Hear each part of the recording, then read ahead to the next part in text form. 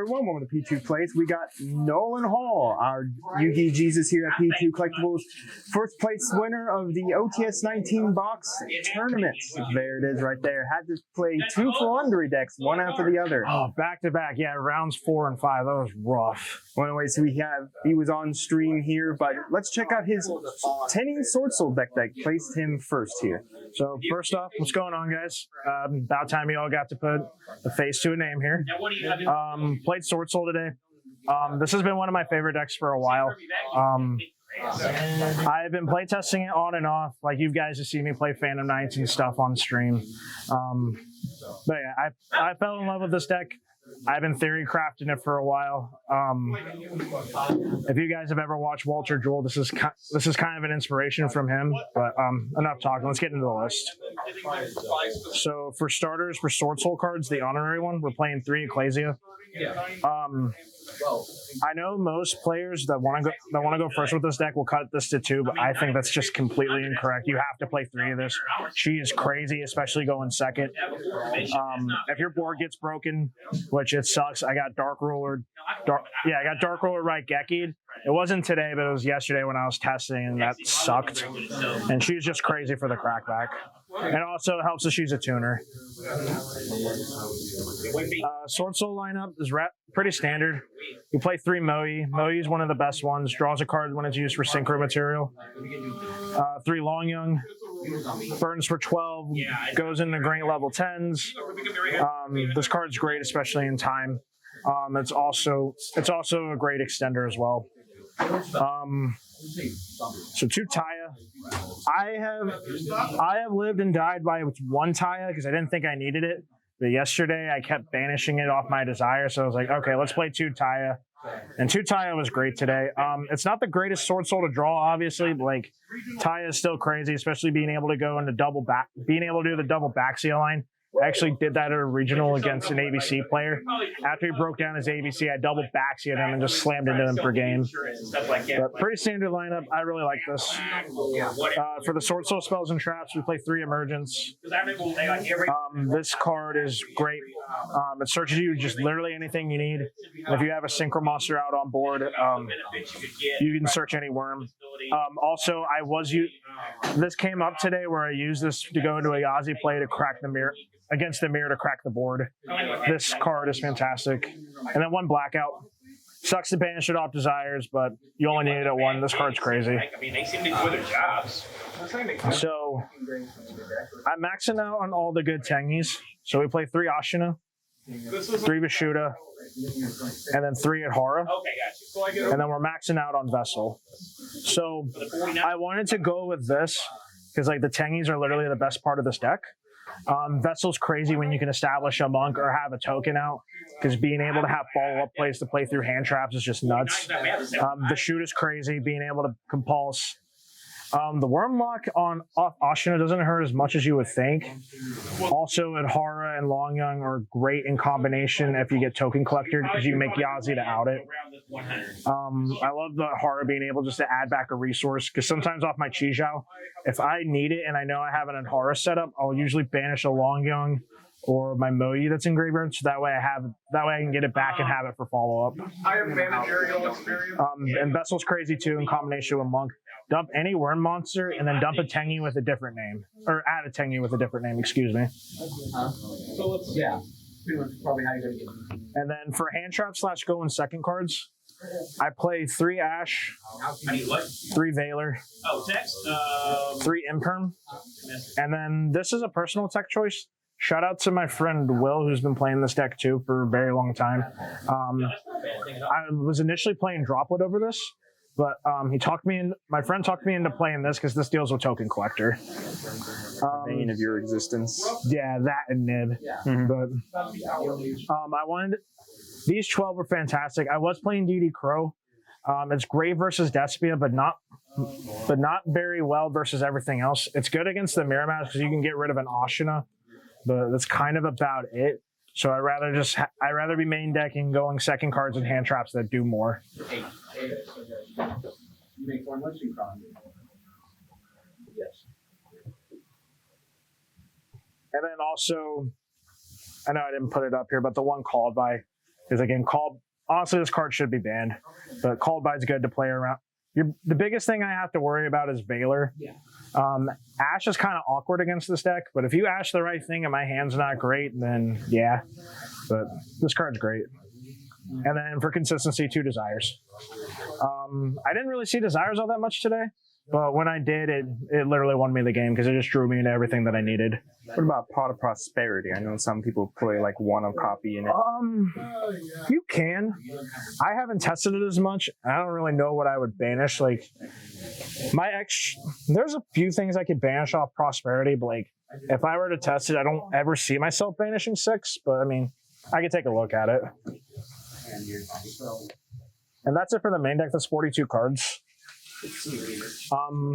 Before I start my extra deck, best part of it, the tokens. Picked these up at regionals, and I've loved these ever since. And you know, Doomfire. Well, you gotta have the Sword Soul tokens for the Sword Soul deck. Yeah, you're not a true Sword Soul player unless you have custom tokens. Actually, I lied. You have to have ultis of 𝐂𝐍𝐍𝐿 and 𝐓𝐃𝐄. So I'm a scrub. I only have secrets. But anyways, these cards were crazy.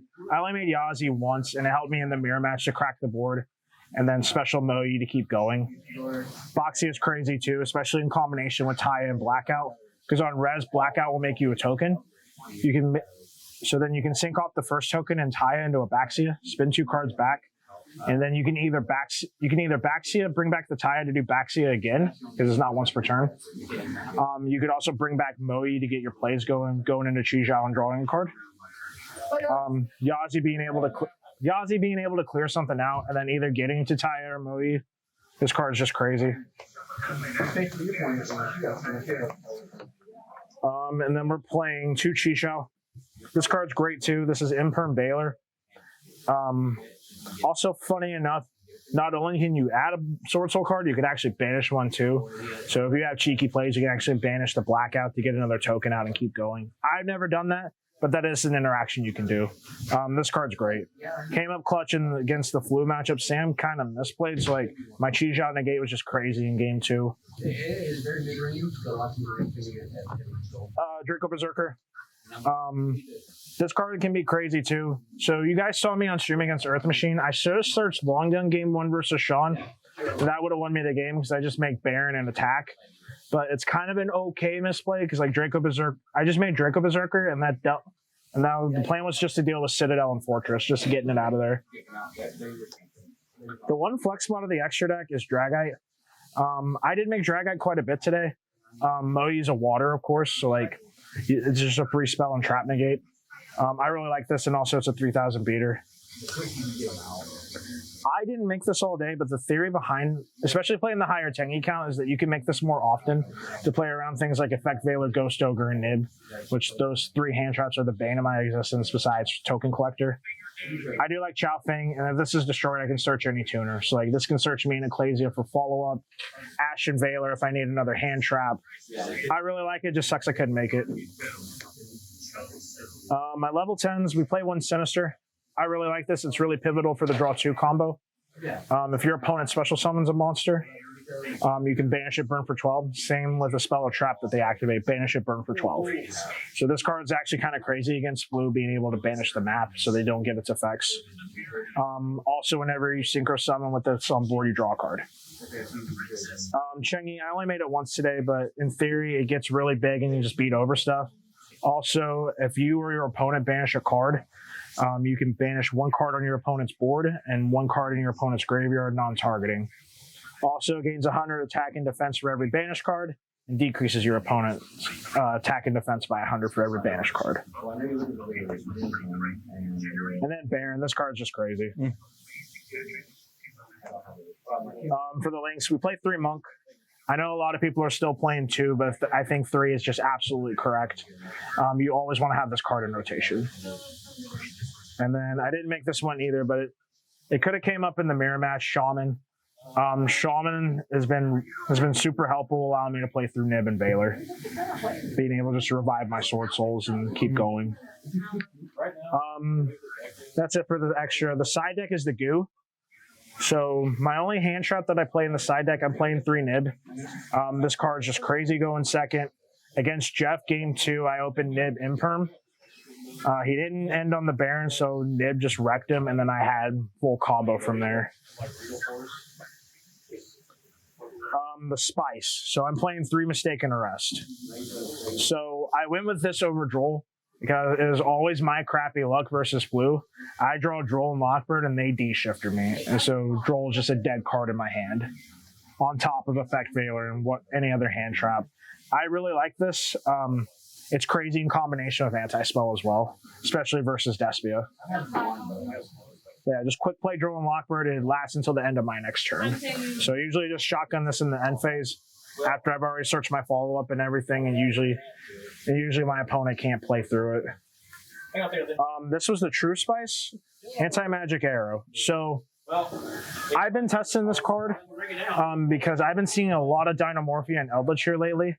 A friend of mine that I play with in Indy, we both agree this is literally just Cold Wave and a quick play. This card can be absolutely crazy.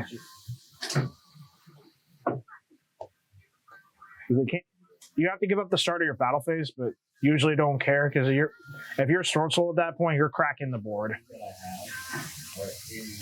3D barrier. Again, mostly for Despia. You can do this in the mirror match, like after you resolve like 𝐒𝐍𝐉𝐎 and Baron or whatever else you have. Also, again, just great versus Despia. This card's crazy.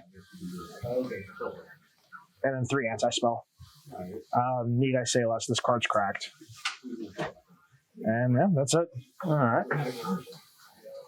So what do you feel? So I know you're playing the Tenyi version, but some people like to play the pure version. Do you think the Tenyi version is the better version of Swordsoul? Absolutely. The Tenyis are just crazy. Like Ashina being able to special summon something, Vishuda and Vessel are crazy. And also the Tenyis just help Link Climb and Synchro Climb. Like they're just so good. I do like the pure variant and the adventure build. Something I do want to test if I can pick it up, I do want to test the Punk engine. I don't know. I feel like being able to get quicker access to Baron, I think would be great. And also just to keep help synchro climbing. Mm-hmm. All right. Well, any last words for all our viewers out there about Swordsoul, Tenyi, or anything like that? Or anyone who's looking to pick up the deck? I mean, if you're looking to pick up the deck, good on you. This is a very hard deck to learn. Like, I was talking to everybody here. I misplay a lot with this deck. Like, I was kind of down on myself earlier. I was like, man, why can't I just be better at the game? But no, I think if you're going to pick this up, this is a really good meta choice right now. I think even going into Splight and Tier Element format, like I think Swordsoul will still be up there. Like, this deck just does a lot. And honestly, for what it does, this deck is really fair. And it's just super strong going into boards. Well, congratulations, Nolan, on once again getting that whole box right there. Thank you, thank you. We wish your lucks over there for pools, and we hope to see more of Jesus and more of our streams, claiming more top spots. But anyways, we hope you all enjoyed. Comment down below if you're a Swordsoul Tenyi player, anything you want to ask Nolan or anything like that about our locals or anything at all. No, just make sure to like, comment, subscribe. Like, Tyler's an awesome content creator and a great person overall, so give him some love. He's working hard on the channel. Also, shout outs to Gary, Josh, Trenton, and everybody I test with. You guys are awesome, and I appreciate you. All right. Well, until next time, everyone. Goodbye from P2 Plays. See you guys.